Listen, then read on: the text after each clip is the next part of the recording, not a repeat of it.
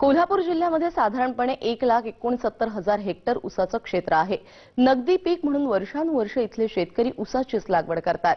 ऊसानंतर ऊस अशा या पीक पद्धतीमुळे उत्पादन घटीची समस्या निर्माण झाली आहे आणि त्यामुळेच जमिनीची सुपीकता वाढवण्यासाठी कोल्हापुरातील जवाहर सहकारी साखर कारखान्याने प्रयत्न सुरू केलेत।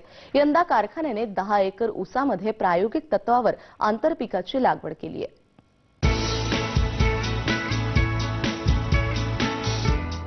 ऊस एके ऊस या पीक पद्धतीचे दुष्परिणाम आता कोल्हापूर परिसरात दिसायला लागले आहेत। जमिनीची सुपीकता कमी झाल्यानं काही भागात ऊसाचं उत्पादन घटण्यास सुरुवात झाली आहे। या संकटातून बाहेर पडण्यासाठी आता शेतकरी ऊसामध्ये आंतरपिकांची लागवड करायला लागलेत। यासाठी द्विदल पिकांचा बेवड आणि हिरवळीची पिकं फायद्याची ठरतात। वरणा, घेवडा आणि चवळी या आंतरपिकामुळे शेतकऱ्यांचा दुहेरी फायदा होतो।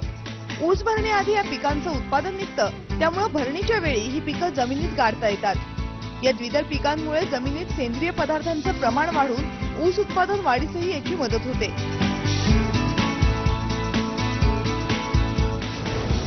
कारखान्यामार्फत बेवडासाठी आणि मिश्र पिकासाठी हिरवळीचं खतासाठी आम्ही ताक बियाणं 50% अनुदानावर देतो। वरणा, चवळी आणि घेवडा ही जर पिकं बाजारात हिरवळीच्या पिकासाठी म्हणून आली आणि राहिलेला जो त्याचा राहणार आहे तो बायोमास हा मोठ्या भरणीच्या वेळा जर शेतकऱ्यानं तोडला तर एकरी 4 ते 5 टन हिरवळीचं खत, बऱ्यापैकी नत्राचा 10 ते 20% आपण युरियाच्या खर्चावर कमी करू शकू आणि ऊसाचं उत्पादन 80 ते 90 टन एकरी यायला काही अडचण नाही। फक्त एकच इथं सांगावं असं वाटतं की ह्या प्रकारचे मिश्र पीक घेताना सरीतला अंतर हे 4 ते 4.5 फूटच ठेवलं तर ऊसाच्या पिकावर कुठलाही परिणाम न होता हे उत्पादन शेतकऱ्याला शक्य होईल।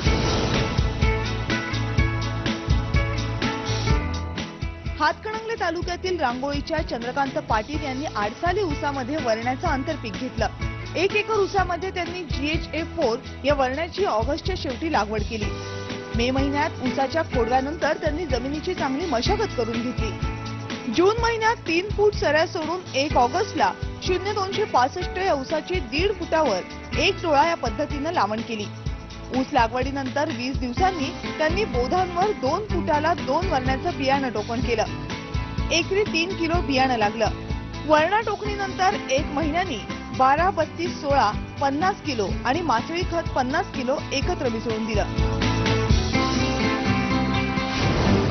लागवड केल्यानंतर 20 दिवसानंतर वरण्याचं पीक आम्ही घेण्यासाठी आम्ही टोकन पद्धतीनं 2 फुटाला 2 वरण्याचे 2 दाणे घालून आम्ही टोकन केलेलं आहे। एकरी बियाणं आम्हाला 3 किलो लागलेलं आहे।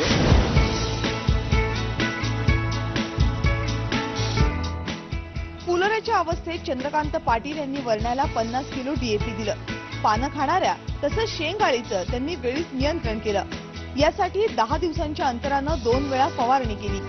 15 लिटर पाण्यामध्ये 25 मिलीलीटर प्रोफेक्स आणि हमला 25 मिलीलीटर अशी आलटून पालटून फवारणी घेतली। 70 दिवसांनी वरण्याची काढणी सुरू झाली। 2 तोड्यामध्ये त्यांना 600 किलो वरणा मिळालाय। वरण्या बियाणापासून आतापर्यंत लागण व लागवड, औषध फवारणी आणि तोडणी ह्या आणि औषधाचा हा सगळा मिळून सर्वसाधारणपणे 10,000 रुपये खर्च येतो। त्याचप्रमाणे इथून पुढे येणाऱ्या पिकाला सर्वसाधारणपणे 1,000 किलो इथून पुढे येणाऱ्या अपेक्षित आहे। त्याचा आणि आता काढलेला 600 किलोचा असा एकूण मिळून सर्वसाधारण 50,000 रुपयाचा इन्कम येण्याची शक्यता आहे। झुडूप वर्गीय असणारा हा वरणा 3 फुटांपर्यंत वाढतो। सध्या पिकाच्या अवस्थेनुसार 1 एकरामधून त्यांना 3 ते 3.5 टन वरण्याचं उत्पादन अपेक्षित आहे। 20 रुपये किलो दर मिळतोय आणि यानुसार त्यांना 60,000चं उत्पन्न मिळणार आहे। वरण्याच्या उत्पन्नातून चंद्रकांत पाटील यांचा ऊसाचा खर्चही निघाला। ऊसापासून मिळणारं उत्पन्न म्हणजे आता त्यांचा निव्वळ नफा राहणार आहे। वरण्याचा आणखी एक फायदा म्हणजे जमिनीत सेंद्रिय पदार्थ वाढण्यासही मदत होणार आहे। वर्षानुवर्ष फक्त ऊस शेती करणाऱ्या शेतकऱ्यांनी अशा प्रकारचे दुहेरी फायद्याचे प्रयोग करायला काहीच हरकत नाहीये। कोल्हापूरहून चंद्रशेखर खोलेसह ब्युरो रिपोर्ट, स्टार माझा। सातबाराच्या बातम्यांमध्ये वेळ झाली आता इथेच थांबण्याची। ताज्या घडामोडींसाठी तुम्ही पाहत रहा स्टार माझा।